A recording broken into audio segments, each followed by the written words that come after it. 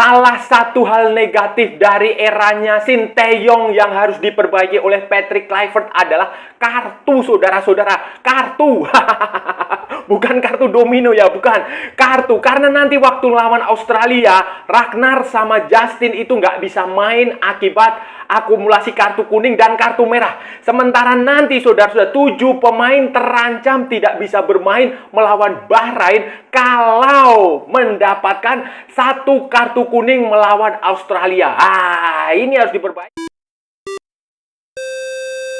Halo saudara-saudara, jumpa lagi dengan komentator gadungan di sini. Dengan komentator yang gadungan. Seperti biasa saudara-saudara, seperti biasa. Kalau kita sudah bertemu, pasti akan ada yang kita bicarakan. Akan ada yang kita perbincangkan, kita perguncingkan, kita ulas, kita analisis, kita cakap, kita gibahin, kita bacotin, kita cangkeman tentang sepak bola di seputaran Asia Tenggara, di negara-negara tetangga, negara-negara sahabat, negara-negara jiran, negara-negara serumpun. Indonesia, Malaysia, Thailand, Vietnam, Laos, Myanmar, Kamboja, Filipina, Brunei Darussalam, Singapura, Timor Leste, Australia, Wakanda, Konoha, negara api, negara angin, negara air, negara dongeng, dan sekitarnya. Semua akan kita bicarakan secara fair, secara jujur, secara adil, tanpa muatan politik, tanpa kebencian, tanpa provokasi, hanya berdasarkan fakta dan bukan klaim semata, saudara-saudara. Tidak ada hoax, tidak ada hoax, tidak ada hoax, baik yang sudah lama maupun yang terkini. Bebas, saudara-saudara, bebas, bebas, bebas, bebas. Yang penting sopan.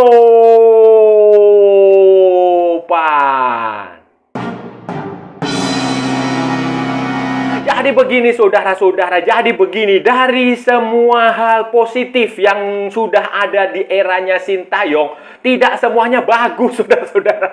Tidak semuanya bagus, selain yang kemarin sudah dibicarakan oleh Ketua Umum PSSI waktu pemecatan Sintayong, misalnya soal komunikasi, misalnya soal kepemimpinan, soal apalagi taktikal lah. Ternyata juga ada satu hal lain yang jarang dibahas, jarang diungkap, jarang dikorek-korek, yaitu tentang kedisiplinan. Nah, orang bilang Sintayong pelatih yang disiplin, yang keras, yang tegas, yang tidak pandang bulu. Ya, itu benar sebagian, tapi sebagian lain juga kurang tepat, saudara-saudara. Kurang tepat. Kenapa? Karena kita lihat aja statistik lah, kita lihat fakta.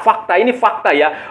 Saya komentator gadungan nggak pernah bicara soal asumsi, selalu bicara soal fakta. Fakta saja ini ya. Fakta tentang kalau kita bicara kedisiplinan kan berarti soal kartu kuning dan kartu merah. Ini faktanya selama Indonesia mengikuti kualifikasi Piala Dunia 2026 di zona Asia.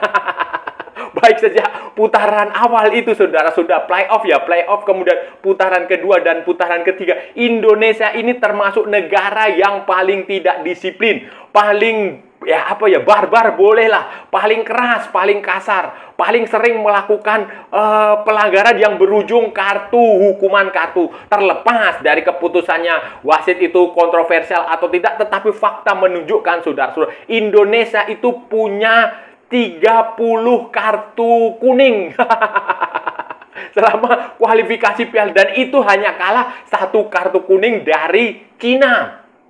Hanya kalah 1 kartu kuning dari Cina.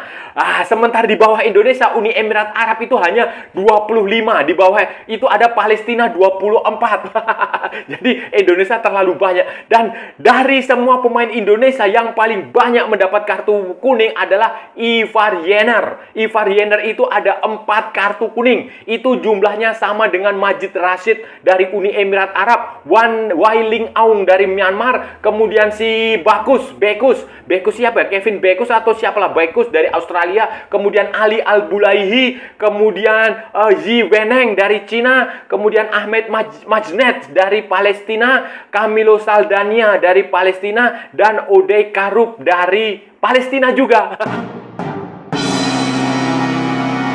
Kartu kuning, saudara-saudara, Indonesia juga menjadi tim dengan jumlah kartu merah terbanyak di kualifikasi Piala Dunia 2026 zona Asia kali ini, saudara-saudara. Jumlahnya berapa? 2.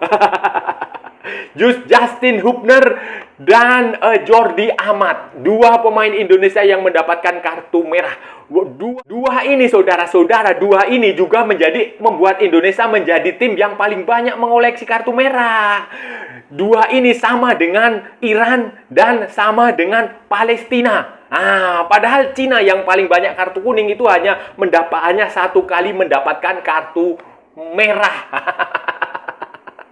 Jumlah kartu merah Indonesia itu 2, Jordi Amat dan Justin Hubner, saudara-saudara. Ini menunjukkan bahwa salah satu kelemahan, salah satu hal negatif yang harus diperbaiki oleh Patrick Kluivert, warisan dari Sintayong, yang kita harus mengatakan ini ya, jumlah kartu kuning sebanyak itu, jumlah kartu merah yang didapat itu dalam sebuah turnamen. Ini belum lagi turnamen-turnamen lain, saudara-saudara. Kita belum menghitung itu, kita hanya fokus pada kualifikasi ini. Itu berarti itu termasuk sesuatu yang tidak bagus, sesuatu yang negatif lah, harus kita mengakui seperti itu. Fair mengatakan bahwa ini kegagalan Sintayong dalam mendisiplinkan pemain Indonesia, walaupun selama ini kan kita tahulah digembar-gemborkan di media sosial, di mana-mana itu Sintayong sebagai pelatih yang disiplin, pelatih yang kalau ada pemain terlambat dihukum, kalau ada pemain yang bikin pelanggaran, kesalahan dimaki-maki, dimarah-marah. Tetapi kan faktanya, fakta objektif di lapangan menunjukkan bahwa Indonesia di era Sintayong, khususnya selama mengikuti kualifikasi Piala Dunia 2026 zona Asia, baik sejak putaran pertama, sejak playoff maupun putaran kedua, sampai sekarang putaran ketiga ini, ternyata ya itu tadi, fakta seperti itu objektif, itu tidak dilebih-lebihkan, tidak dikurang-kurangkan, sehingga kita harus menilai seseorang itu, apalagi tim nasional, pelatih, pemain apapun itu di sepak bola, di olahraga itu harus berdasarkan fakta, harus berdasarkan fair, bukan melalui survei. Bukan melalui klaim, bukan melalui pendapat. Dan faktanya memang itu seperti itu. Dan ini adalah data yang saya ambil resmi dari AFC. Di kedisiplinan yang parah ini, saudara-saudara, dengan kedisiplinan yang parah ini nanti pada pertandingan debutnya Patrick Kluivert sebagai pelatih tim nasional Indonesia pada tanggal 20 Maret 2025 di Sydney Football Stadium, saudara-saudara, menghadapi Australia pada pertandingan lanjutan kualifikasi Piala Dunia itu, saudara-saudara, Indonesia sudah bisa dipastikan tanpa dua pemain. Dua pemain tidak akan bisa tampil. Ragnar Uratmangun yang mendapatkan akumulasi kartu kuning. Ragnar Uratmangun itu mendapatkan akumulasi kartu kuning, saudara-saudara, waktu pertandingan sebelumnya, saudara-saudara. Waktu pertandingan sebelumnya melawan Bahrain dan Arab Saudi. Sementara Justin Hubner itu mendapatkan kartu merah waktu melawan Arab Saudi. Ingatkan, saudara-saudara. Dan itu otomatis nanti pada pertandingan melawan Australia, dua pemain ini tidak akan bisa bermain, saudara-saudara. Ya tentu saja kerugian lah, kerugian. Nggak ada Justin di belakang, nggak ada Ragnar di depan. Saya nggak tahu, mungkin Eliano Reinders akan menjadi pengganti atau apa. Tetapi ini kerugian. Tetapi bukan hanya itu, saudara-saudara. Bukan hanya itu, ini fakta. Sekali lagi, fakta menunjukkan kalau 7 pemain mendapatkan kartu kuning melawan Australia, 7 pemain ini ya, misalnya 7 pemain ini nanti main melawan Australia dan semuanya mendapatkan kartu kuning, maka pertandingan melawan Bahrain di Jakarta tanggal 25 Maret 2025 itu bisa dipastikan 7 pemain ini tidak akan bisa bermain. Karena akan otomatis akan mendapatkan hukuman akumulasi kartu kuning. Jadi karena regulasinya kalau setiap pemain mendapatkan 2 kartu kuning, dia akan absen sekali. Kalau 1 kartu merah, dia otomatis langsung absen. Begitu. Dan ini 7 pemain adalah Marcelino Ferdinand, kemudian Martin Pas, Jay Ises, Muhammad Ferrari, Calvin Verdong, Ivar Jenner, Nathan Chuaon, dan Nathan Chuaon. 7 ya itu. 7 atau berapa ya? Nah, itu 7 pemain itu telah mengantongi setidaknya 1 kartu kuning ketika pertandingan kualifikasi Piala Dunia 2026 yang baru saja, yang sekarang ini sedang digelar. Jadi waspadalah.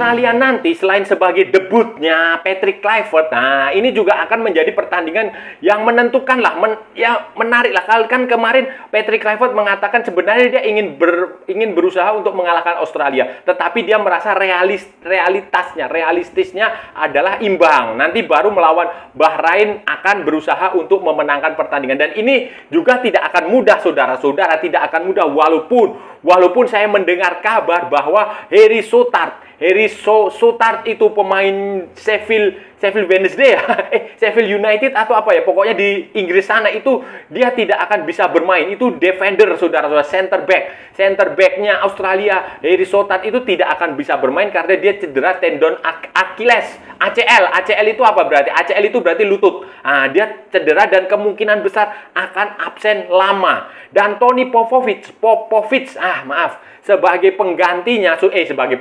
pelatih tim nasional Australia itu sudah mendapatkan penggantinya, Hayden Matthew.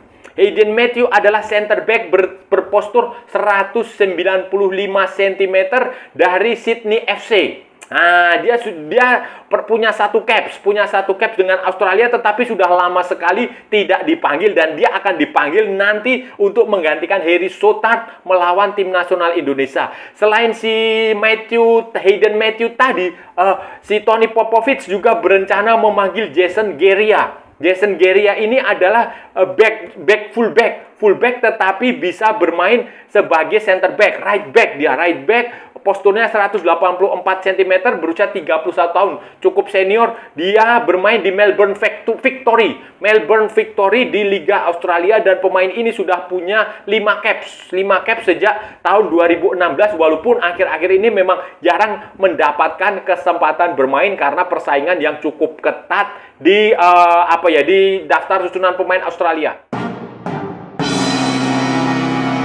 Dengan Indonesia sendiri, siapa saja kemungkinan yang akan dipanggil oleh Patrick Kluivert untuk menghadapi Australia dan menghadapi Bahrain? Ya, belum jelas, saudara-saudara, belum ada gambarannya, pengumuman resminya belum dikeluarkan karena masih terlalu dini lah. Patrick Kluivert kan juga masih harus melihat dulu melihat dulu Liga Indonesia. Dia juga harus menyambangi pemain-pemain Indonesia yang ada di Eropa sana. Kemudian masih ada proses naturalisasinya oleh Romney yang nggak tahu akan selesai kapan. Kemudian masih ada lagi si Jairo Ridwald. Nah, itu bagaimana kemungkinan. Tetapi dari yang selama ini kita lihat, yang kemungkinan nggak akan berbeda jauh dari yang sudah pemain seperti Martin Pas, Nadeo Argawinata, kemudian Hernando Ari Sutariadi kemungkinan besar masih akan tetap diberi kesempatan bermain di penjaga gawang. Kemudian kapten,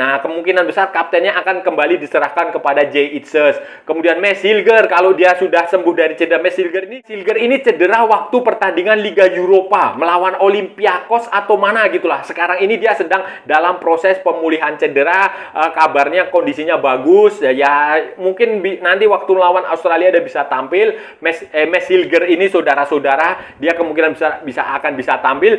Kemudian pemain seperti Rizky Ridho, kemudian Kevin Dix sudah pasti akan dipanggil lagi. Justin Hubner, walaupun akan absen melawan Australia, tapi dia bisa main lawan Bahrain, pasti dipanggil kalau nggak cedera. Calvin Verdon. Elkan Bagot ini menurut saya kemungkinan juga besar akan kembali dipanggil karena kemungkinan besar akan dipanggil lah, saudara-saudara, setelah dimusuhi Sintayong kalau dia sehat ya, kalau dia tidak cedera. Kemudian Sen Patinama mungkin juga akan dipanggil. Sandy Walsh, Asnawi Mangkualam Pratama ini saya mungkin bisa dipanggil karena dia baru pindah klub ke Bangkok United dan mendapatkan kesempatan bermain. Nah, jadi mungkin bisa dipanggil. Kemudian Ivar Jenner, Tom Hai, Nathan Chuaon, Marcelino Ferdinand itu juga kemungkinan bisa. Ricky Kambuaya ada kemungkinan juga akan dipanggil, bisa jadi ya. Mark itu mungkin saja akan kembali bisa dipanggil. Kemudian jangan lupa Stefano Lillipali, bisa saja dia dipanggil ke tim nasional Indonesia, saudara-saudara.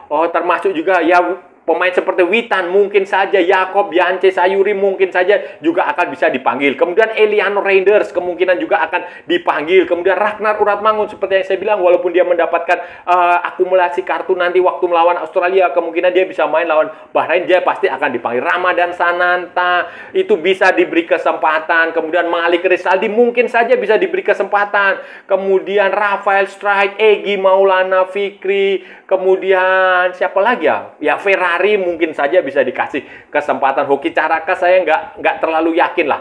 Mungkin Ronaldo Kuate bisa dikasih kesempatan. Jadi kita lihat saja nantilah kira-kira siapa-siapa pemain tim nasional Indonesia ini yang akan dipanggil. Nanti pemain-pemain yang akan dipanggil untuk Patrick Kluivert untuk pertama kalinya itu, saudara-saudara, yang menurut saya lebih penting kita perhatikan, kita cermati adalah itu tadi yang seperti kita bahas di awal. Kartunya itu bagaimana? Kartu kuning, kartu merah. Apakah kebiasaan pemain-pemain Indonesia yang masih sering mendapatkan kartu kuning yang nggak penting?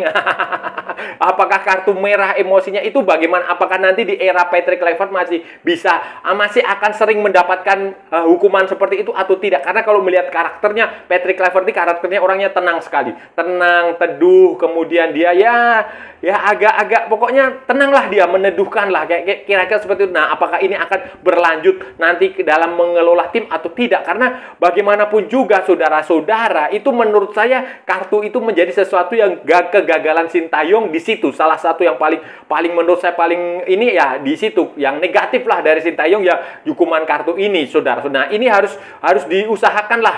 Penting sekali sebuah tim untuk tidak sering mendapatkan kartu kuning. Penting sekali sebuah tim untuk pemainnya tidak mendapatkan kartu merah. Karena di aturan FIFA, regulasi FIFA itu kadang juga ada yang namanya Fair Play Award.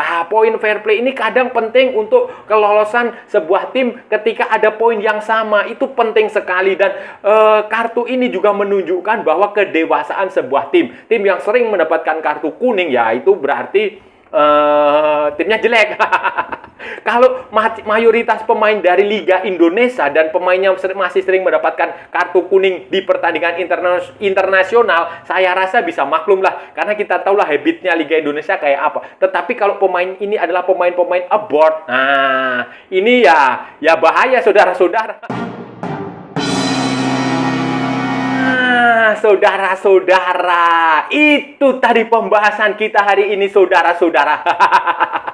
Kita sudah bicara panjang lebar, dari A sampai Z, dari barat sampai ke timur, dari utara sampai ke selatan, dari Sabang sampai Merauke, dari Pulau Rote sampai Pulau Miangas. Semua sudah kita perbincangkan, semua sudah kita bahas, semua sudah kita cakap, semua sudah kita ulas, semua sudah kita analisis, semua sudah kita bacotin, semua sudah kita gibahin, saudara-saudara. Tadi kita bicara tentang kedisiplinan pemain-pemain tim nasional Indonesia selama kualifikasi Piala Dunia, selama eranya Sintayong, terkhusus selama tampil di kualifikasi Piala Dunia 2026 zona Asia, saudara-saudara. Fakta menunjukkan Indonesia menjadi tim yang paling banyak mendapatkan kartu merah maupun kartu kuning. Untuk urusan kartu merah, saudara-saudara, Indonesia itu sudah mendapatkan 2 kartu merah. Jordi Amat dan siapa ya? Justin Hubner. Jumlah itu sama dengan Iran, sama dengan Palestina. Tetapi hanya kartu merah, saudara-saudara, bukan hanya kartu merah. Indonesia, tim nasional Indonesia selama tampil di kualifikasi Piala Dunia ini, saudara-saudara, itu juga menjadi salah satu tim dengan jumlah kartu kuning yang cukup banyak, saudara-saudara. Berapa kalau mau tahu? 30 kartu kuning diderita Indonesia. Itu berarti Indonesia hanya kalah 1 kartu kuning dari Cina yang 31. Wah, Cina 31 kartu kuning, tetapi kartu merahnya nggak ada. Sementara Indonesia 30 kartu kuning, 2 kartu merah, saudara-saudara. Dan pemain yang paling banyak mendapatkan kartu kuning adalah Ivar Jenner. Itu 4 kartu kuning, saudara-saudara. Sama dengan pemain Uni Emirat Arab, si Majid Rashid, kemudian Walin Aung dari Myanmar, kemudian si Bagus dari Australia, kemudian Ali Al-Bulaihi dari Arab Saudi, Zi Weneng dari Cina, Ahmed Mahajet dari Palestina, Camilo Saldana dari Palestina dan Kudai Karup dari Palestina. Itu saudara. Jadi ini pekerjaan berat bagi Patrick Kluivert. Tentu saja selain meloloskan tim nasional Indonesia adalah kedisiplinan. Apalagi nanti dari pertandingan terbaru nanti melawan Australia tanggal 20 Maret 2025 saudara-saudara. 2 pemain dipastikan absen, Ragnar Uratmangun yang mendapatkan akumulasi kartu kuning dan Justin Hubner yang mendapatkan kartu merah waktu melawan Arab Saudi akan absen. Tetapi tidak hanya itu saudara-saudara, 7 pemain tim nasional Indonesia itu terancam absen ketika nanti pertandingan melawan Bahrain saudara-saudara. Kalau mereka mendapatkan kartu kuning melawan Australia, pemain seperti Martin Pas, Zahid Zes, Muhammad Ferrari, Calvin Verdong, Ivar Jenner, Nathan Chuaon, dan Marcelino Ferdinand akan absen kalau 7 pemain itu main lawan Australia dan 7-7-nya dapat kartu kuning, maka lawan Bahrain mereka akan absen dan Indonesia akan menjalani kerugian besar. Jadi ini adalah salah satu hal negatif di era Sintayong yang harus segera diatasi oleh Patrick Kluivert. Dan saya rasa sudah cukup ya saudara-saudara pembahasan kita kali ini. Kalau ada salah-salah ya mohon maaf. Namanya juga gadungan saudara-saudara. Wajar kalau gadungan itu salah. Tetapi kalau benar berarti sebuah kebenaran. Kalau saudara-saudara merasa channel ini bermanfaat, berguna, menghibur, menginspirasi, silahkan like, share, and subscribe. Tapi kalau tidak, saudara-saudara abaikan saja, skip. Jangan ditonton, tetapi jangan nyampah. Jangan membuat komentar yang menghina, menghujat, melecehkan, merendahkan orang maupun negara lain. Santai aja, santai-santai. Ikuti juga akun media sosial komentator gadungan, ada di Instagram, ada di Facebook, dan ada di TikTok yang bukan TikTok Shop, saudara-saudara. Oke, sampai bertemu lagi di edisi-edisi berikutnya dengan tema-tema yang jauh lebih tidak bermanfaat, dengan tema-tema yang jauh lebih tidak berguna, dengan tema-tema yang jauh lebih membagongkan. Salam olahraga dan merdeka!